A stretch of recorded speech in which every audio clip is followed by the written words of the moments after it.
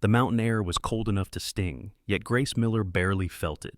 She stood before the ruins of a bridge, wood split, iron twisted, just like her life. Her husband was gone, her career destroyed, and the world called her a murderer. She came here to disappear. But as the wind howled through the canyon, a single bark broke the silence. Duke, her loyal German shepherd, limped toward her through the mist, eyes bright with faith she no longer had. He dropped a broken piece of wood at her feet, as if to say, "Start again." Grace looked at the river below and whispered, "If I rebuild this bridge, maybe I can rebuild myself." She didn't know then that one small act of courage would awaken a town, uncover buried secrets, and reveal a miracle only God could write. What happens next will touch your soul, and remind you that even broken things can carry the light. Before we begin, please subscribe, like, and share this story, so faith, hope, and second chances can reach another heart today. Chapter 1. The Broken Bridge. The rain had just stopped, leaving a soft silver mist that curled through the mountains like smoke from an unseen fire. The world smelled of pine and wet soil, a scent that made Grace Miller's chest ache with something between nostalgia and loss. She sat behind the wheel of her old Ford pickup, fingers tight around the steering wheel, the hum of the engine the only sound breaking the stillness. Duke, her 6-year-old German shepherd, rested his large head on her thigh, his amber eyes following her every breath.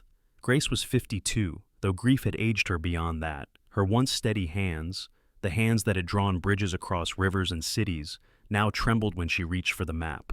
Her dark auburn hair, streaked with premature silver, was tied loosely behind her head, and her hazel eyes were heavy with the exhaustion of someone who had fought too long to keep her world from collapsing. It had been 6 months since the accident. 6 months since the Miller Suspension Bridge had fallen into the icy river, taking her husband Daniel and 14 others with it.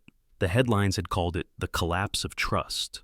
The public wanted a villain, and Grace, chief engineer of the project, had become the perfect target. They said she'd ignored safety warnings, that her ambition had blinded her. The truth was crueler. She'd trusted a subcontractor her husband had vouched for. When the company went bankrupt, she was left to face the fury alone. Her license was revoked, her company dismantled, her life dissected on evening news channels.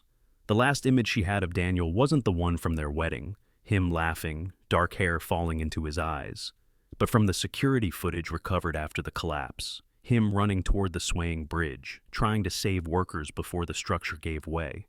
That image had burned itself into her mind.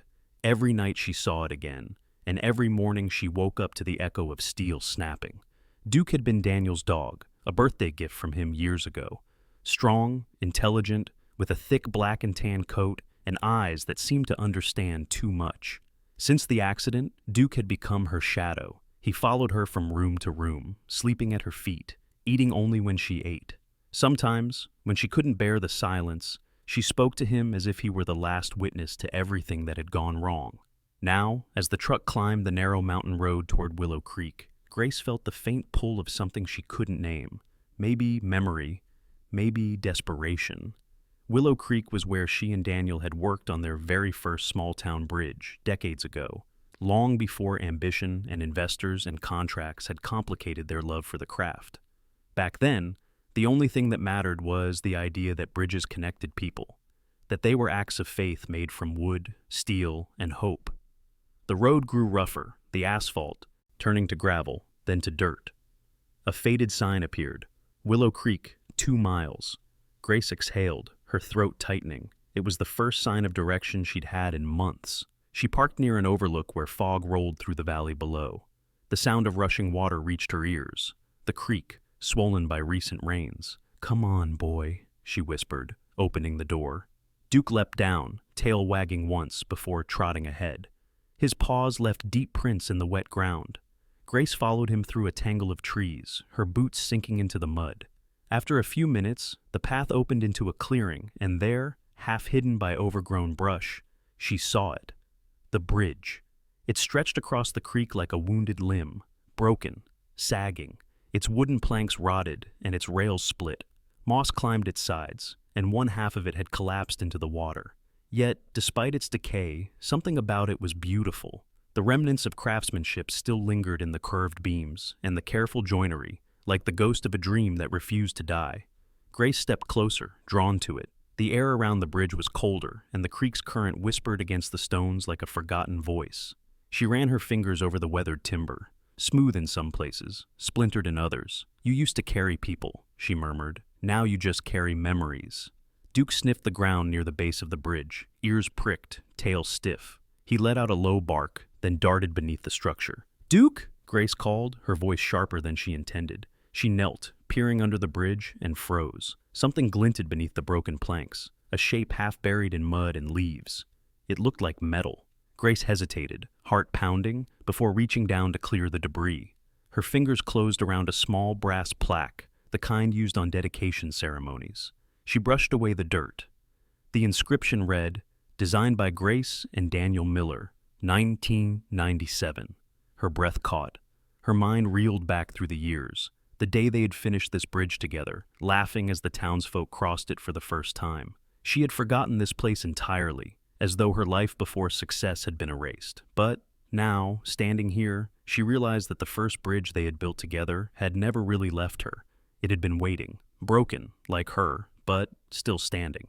Duke barked again, louder this time, somewhere farther down the bank. Grace followed, heart still trembling from the discovery. The mist thickened, turning the world into shades of silver and gray. She saw Duke's silhouette near the water's edge, sniffing at something tangled in roots. "Duke, leave it," she said softly, but the dog didn't move. He stood rigid, staring into the dark water, his fur bristling. Grace's pulse quickened. She stepped closer, her boots sliding on the wet stones, and followed his gaze. At first, she saw only her reflection, pale, hollow-eyed, ghost-like in the rippling surface. Then, just beneath it, something else, a faint outline, metal, perhaps, or bones. She blinked, leaning in, her heart drumming in her ears. And then she saw it, a human hand, pale as marble, reaching out from beneath the current. The creek, silent until then, seemed to whisper her name. Chapter 2. The Man in the Woods. The morning mist had not yet lifted from the valley when Grace returned to the creek. The discovery from the night before haunted her. The pale hand beneath the water, so still, so unreal. Yet when she waded into the cold current with a branch to prod the spot, there was nothing. No body, no bones, only a cluster of broken branches tangled beneath the surface. Perhaps it had been the play of light, or her exhausted mind conjuring ghosts. Duke barked at the water's edge, tail low, uncertain. "It's all right, boy," she murmured, though her voice lacked conviction. "Just shadows." But the unease stayed with her, like a splinter beneath skin. By noon, Grace's stomach reminded her she hadn't eaten since the previous day. She followed the narrow dirt road toward the faint outline of a town. Willow Creek wasn't much, a few weathered buildings huddled along the main street, their paint faded, windows smudged with time. The bell above the door of Maggie's diner jingled as she stepped inside, and the smell of coffee and bacon greeted her like a memory of normal life. Behind the counter stood Maggie Rivera, a woman in her late 60s with silver hair tied in a messy bun and eyes the color of strong tea, warm but sharp.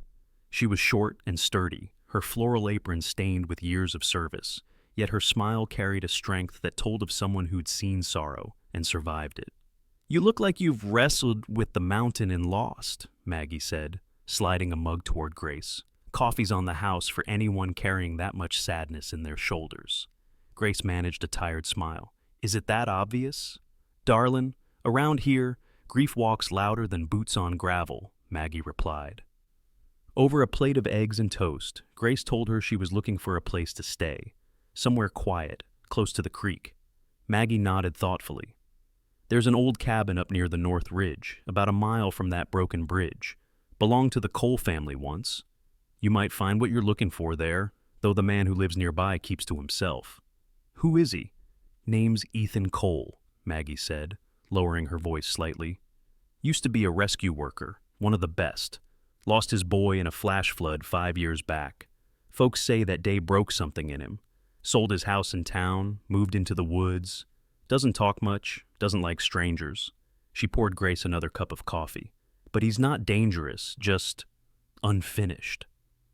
The way she said it lingered in Grace's mind long after she left the diner. Unfinished. The word described her perfectly, too.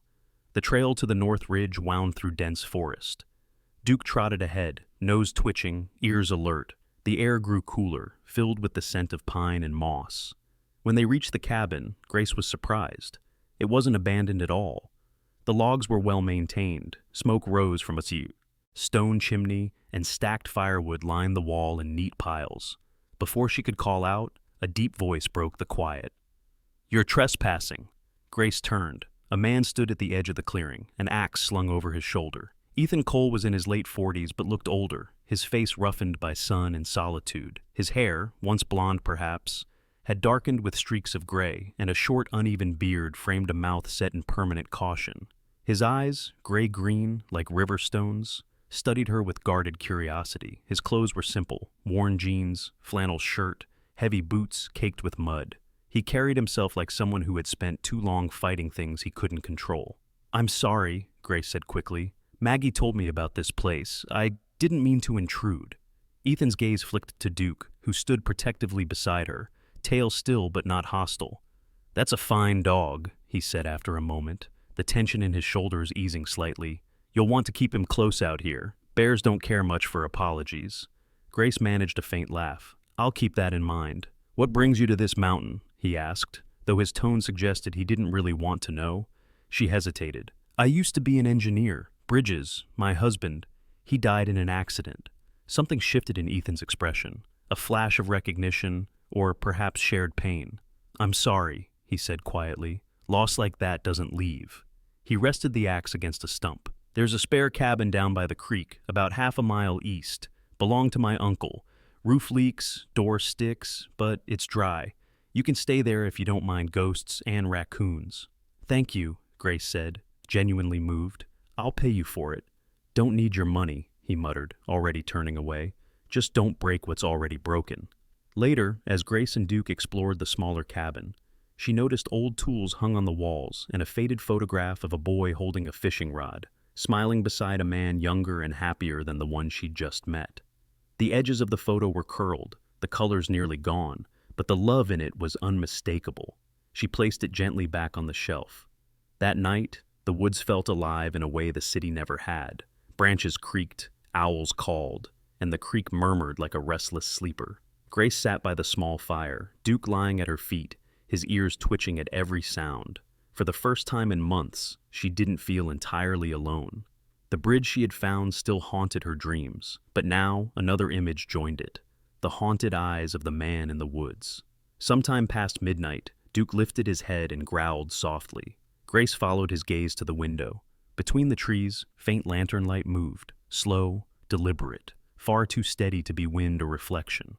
Grace's breath caught. She stepped closer to peering into the darkness. The light paused, then blinked out, as if swallowed by the forest. Somewhere beyond the trees, she thought she heard a man's voice, calling her name. Chapter 3. Rebuild. The storm clouds had not yet gathered when Grace stood again at the edge of the creek, staring at the skeleton of the old bridge. The morning sun glinted off the wet timbers, and the sound of rushing water filled the air with a low, ceaseless murmur. Duke sat beside her, his fur glistening in the light, his gaze fixed on her face as if waiting for a command. "We're going to bring you back," Grace whispered, her hand brushing over the railing's rough edge. The bridge had become more than wood and iron. It was a mirror of her own fractured spirit. She didn't just want to rebuild it, she needed to. Later that day, she found Ethan chopping wood near his cabin. His movements were sharp, efficient, each swing of the axe a rhythm of practiced solitude. His sleeves were rolled to his elbows, revealing sinewy arms marked by faint scars, remnants of a life spent in rescue work and danger. His beard had grown a little thicker, streaked with gray, and his eyes, though wary, no longer carried the same hardness when he looked at her. "You really plan to fix that bridge?" he asked, wiping sweat from his brow with the back of his hand. Grace nodded. "Yes. I can't walk away from it again." He leaned the axe against the stump. "It's rotten through, Grace. The beams, the joints. Nature's already claimed it. Sometimes things fall apart because they're meant to stay that way." She met his gaze steadily. "Or maybe they fall apart because someone has to learn how to put them back together." Ethan exhaled, long and slow, then gave a small, reluctant smile. "You're stubborn. Reminds me of my son."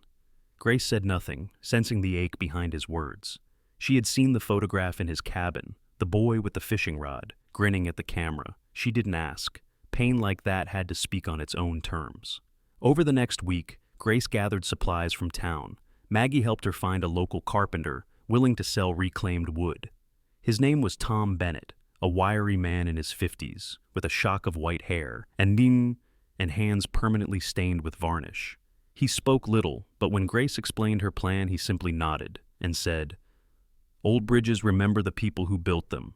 Just make sure it remembers you kindly this time." With Ethan's reluctant help, Grace began the work. He knew the land, the strength of the soil, the pattern of the water, and showed her where to anchor new supports. She, in turn, redrew the structure, adjusting the load-bearing angles to survive spring floods. They worked in quiet companionship, the sound of hammering and saws blending with birdsong and the steady hum of the creek. Duke stayed close, watching them, sometimes darting off into the trees to chase a squirrel, or returning proudly with a stick too large to carry. As days turned into weeks, something between Grace and Ethan began to shift. They shared coffee by the fire in the evenings, trading stories in fragments, her days in Denver, his years with the mountain rescue team. Once she caught him staring at the stars and asked what he missed most about his old life. "The calls," he said. "That moment when someone needed help and you could still make a difference." He looked down at his hands. "Now it's just me and the trees." Grace touched his arm lightly. "You're making a difference here." He gave a short laugh. "Am I? We're just two broken people building a broken bridge." "Maybe," she said softly, "but broken things can still hold weight." By early autumn, the bridge began to resemble its former self. They had replaced the central beams, strengthened the supports, and laid down new planks. The air smelled of fresh-cut wood and resin. When Grace stepped onto it for the first time, it creaked beneath her weight but held firm. She laughed, an unguarded, joyous sound she hadn't made in years. Ethan watched her from the far bank, arms crossed, but smiling faintly. That night, the wind shifted. Clouds rolled in from the west, dark and heavy. Maggie had warned of a storm, but no one expected it so soon. By dusk, rain fell in sheets, drumming against the roofs and flooding the trails. Grace and Ethan ran to secure their tools, Duke barking wildly as thunder echoed through the valley. The creek, once gentle, roared now like an angry beast, churning and frothing beneath the half-finished bridge. Then, through the chaos, a scream, a child's voice, cut through the storm. Grace's heart lurched. Ethan grabbed a lantern and sprinted toward the sound, Grace and Duke close behind. Near the bend of the creek, they saw a small figure clinging to a log caught in the current. It was Noah Parker, Maggie's 8-year-old grandson, a boy with freckles and a mop of curly brown hair who had often watched them work on the bridge from a distance. Ethan shouted, "Hold on, kid!" He waded into the water, the current nearly knocking him off his feet. Grace tried to reach from the bank, extending a rope, but it fell short. In a flash, Duke leapt into the torrent, muscles rippling as he swam against the current. He reached the boy, gripping the collar of Noah's jacket in his teeth, and fought his way back to shore. Ethan pulled them both in, coughing, drenched, but alive. When the storm finally eased, the bridge lay half destroyed again, its center section torn away by the flood. Grace knelt beside Duke, who panted heavily, his fur matted and cold. She cradled his head, tears mixing with rain on her cheeks. "Good boy," she whispered. "You saved him." Ethan looked at the wreckage, then at her. "You were right," he said hoarsely. "Some things are worth rebuilding." Grace turned to him, exhaustion and gratitude mingling in her eyes. "Then we start again tomorrow." But as lightning flashed one last time across the valley, Grace noticed something glinting beneath the broken beams. Metal, half buried in the mud, catching the brief light. It wasn't part of the bridge, and as the thunder rolled, she realized it looked disturbingly like the edge of a shovel. A new question stirred in her chest, cold and sharp. Someone had been digging near the bridge, recently. Chapter 4. Light through the fog, morning came with the weight of damp silence. The storm had passed, leaving behind a world rinsed clean but bruised, branches scattered across the dirt, puddles glimmering like shards of broken glass. Grace stepped outside her cabin, her boots sinking into the wet earth. Duke limped slightly, his thick fur still matted from the flood, yet his eyes burned bright with the same stubborn life that refused to yield. She crouched to stroke his head. "You're a hero, you know that?" she whispered. Duke pressed his muzzle against her hand, tail thumping weakly. When Grace walked toward the remains of the bridge, she found Ethan already there. He was repairing one of the makeshift support ropes, sleeves rolled up, clothes soaked with mud. The early fog curled around him, blurring the lines between man and landscape. His beard was darker now, damp, and his hair clung to his temples. He looked up as she approached. "You should be resting," he said. "So should you," she countered. "But I know that's not how we're built." He gave a half smile, the kind that never quite reached his eyes. Together they surveyed the damage. Nearly half the planks had been swept away, and several beams had splintered. But the foundations, those they had reinforced, still held strong. "Could have been worse," Ethan murmured. "That kid's alive. That's what matters." As if summoned, little Noah Parker appeared at the bend in the trail, bundled in an oversized coat. His mother, Lydia Parker, followed close behind. A slender woman in her 30s with chestnut hair pulled tight into a braid and the pale, drawn face of someone who had not slept in days. She carried a thermos of soup and a basket of bread. "Maggie sent these," Lydia said softly, her voice trembling with gratitude. "She says the whole town's talking about you two, and your dog. People are calling him the guardian of Willow Creek." Grace laughed gently, glancing at Duke, who wagged his tail at the praise. "He'll start charging for autographs soon." Noah stepped forward shyly, holding something behind his back. "I made this," he said, revealing a small wooden carving of a bridge, rough and uneven but full of heart. "So, you don't forget to build it again." Grace knelt, touched. "Thank you, Noah. I won't forget." Word of Duke's rescue spread quickly through the valley. Within days, locals began showing up to help. Maggie arrived first, of course, bringing coffee and homemade pie, her silver hair tucked beneath a rain hat. Behind her came Tom Bennett the carpenter, two young ranchers with lumber, and even old Mr. Harland, the gruff store owner known for arguing about prices, offering a box of nails. The bridge, once a private act of penance, was becoming something larger, a shared effort of healing. "Never thought I'd see this old place wake up again," Maggie said one afternoon as she handed out sandwiches to the volunteers. "You've done something no one else could, Grace. You've reminded them what it means to belong somewhere." Grace smiled, though her eyes stung with quiet emotion. For so long she had carried her guilt alone, believing she didn't deserve forgiveness. Yet here, among strangers who had become companions, she felt a different kind of absolution, one that came not from forgetting, but from building again, piece by piece. That evening, as the fog rolled back into the valley, Grace found Ethan sitting by the fire outside his cabin. The flickering light carved deep shadows across his face, revealing both the strength and sorrow etched into it. He held a photograph, the same one she'd seen before, of a young boy holding a fishing rod. "You don't talk about him much," Grace said gently, sitting beside him. Ethan's jaw tightened. No point talking about ghosts. He stared into the fire for a long moment. "His name was Ryan. We used to hike up near Iron Lake every summer. The year he died, I was on duty. There'd been heavy rain, and the river swelled faster than we expected.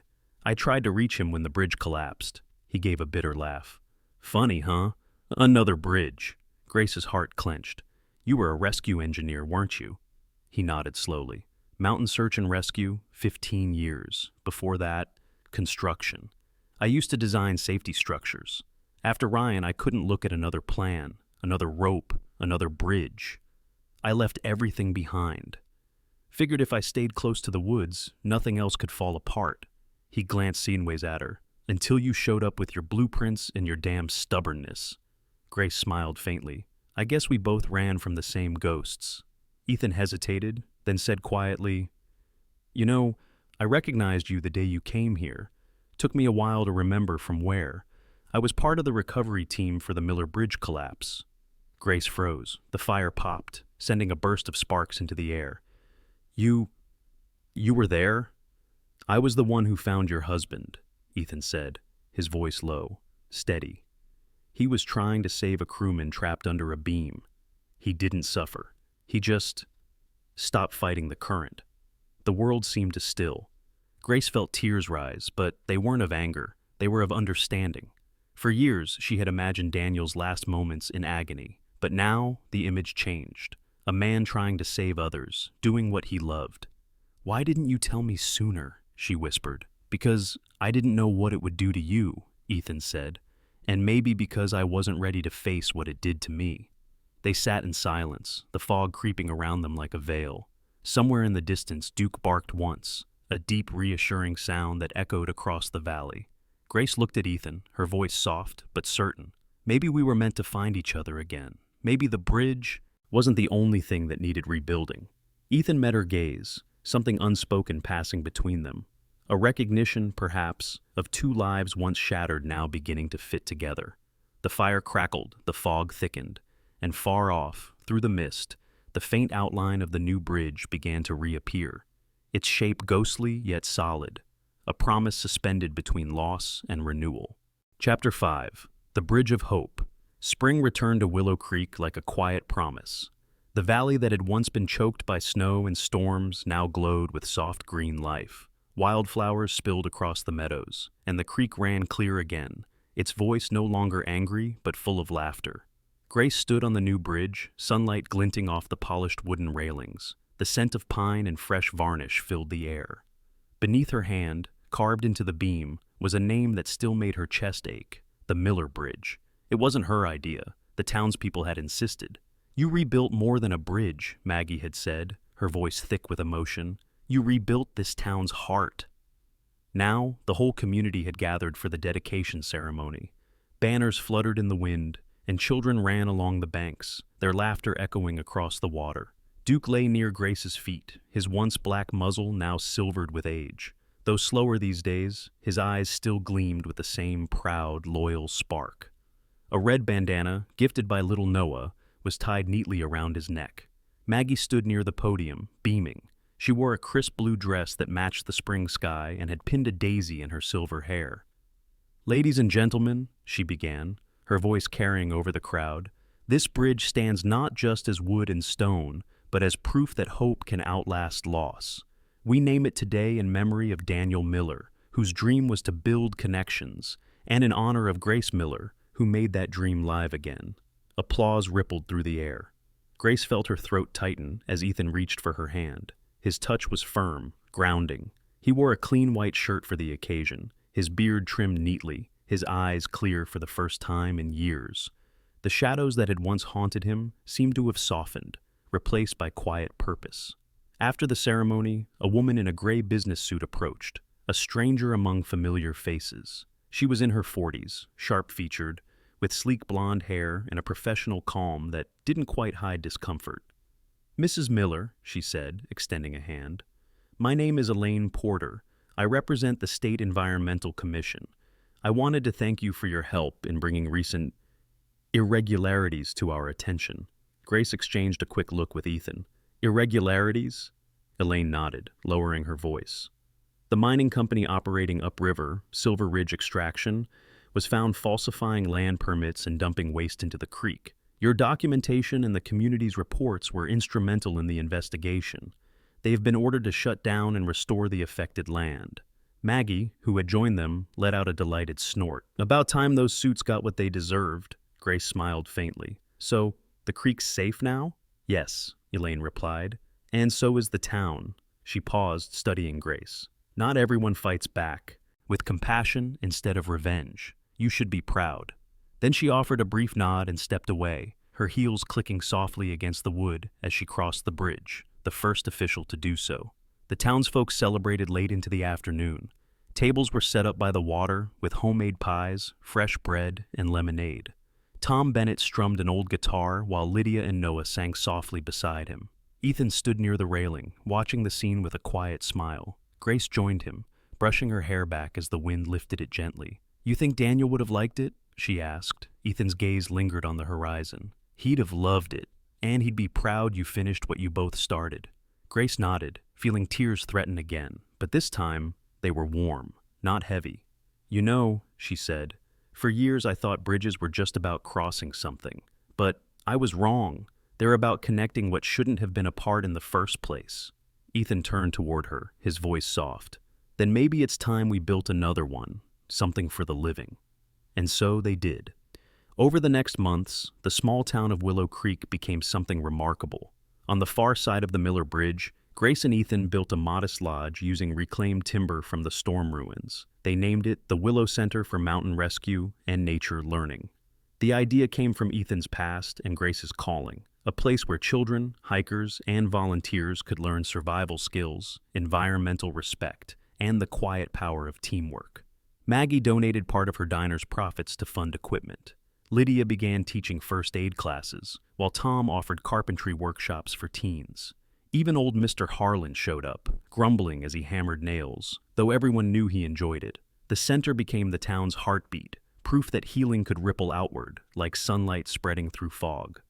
By late summer, visitors from nearby counties began to arrive, curious about the town that had saved itself. Willow Creek transformed into a small eco-tourism haven, its trails maintained by locals, its creek protected by law, its story shared by travelers seeking hope. One golden afternoon, Grace found herself sitting on the bridge beside Duke, now content to nap under the warmth of the sun. Ethan stood a few feet away, teaching a group of children how to tie rescue knots, his laughter mingling with theirs. The planks beneath her hummed faintly as a breeze swept through, making the bridge creak in gentle rhythm, like an old guitar playing the soft melody of life regained. Grace closed her eyes. For the first time since Daniel's death, her heart felt whole. The guilt that once consumed her had become gratitude. Gratitude for the pain that led her here, for the people who rebuilt her faith, and for the bridge that reminded her every day. Strength is not the absence of loss, but the courage to rebuild after it. The wind picked up again, carrying the faint echo of children's laughter and the whisper of the creek below. Grace smiled, resting a hand on Duke's fur. "We did it, boy," she murmured. The old dog stirred, gave a soft grunt, and settled again, content. As the sun dipped behind the hills, light spilled through the slats of the bridge, painting the wood in stripes of gold. Grace looked up at the glow, her reflection shimmering faintly in the water beneath. The bridge creaked once more, a sound not of age but of endurance, of a heart mended and still beating. Because some bridges don't just span rivers, they span people. And sometimes they rebuild souls. Sometimes God doesn't send miracles as thunder or lightning. He sends them quietly, through the sound of a bridge creaking in the wind, through a loyal dog who never gives up, or through the gentle strength of a woman who decides to rebuild instead of surrender. Grace's bridge wasn't just made of wood and stone. It was built from forgiveness, courage, and faith. And maybe that's what God asks of all of us, to pick up the broken pieces, to trust that even when life collapses, He's already laying the foundation for something stronger. Because every bridge we build, between pain and peace, between people, between hearts, is a reflection of His grace working through our hands. So, if you're listening to this story today, remember, your bridge may be broken, but God is not done building with you yet. Have faith. Keep building. The light will always find its way through the cracks.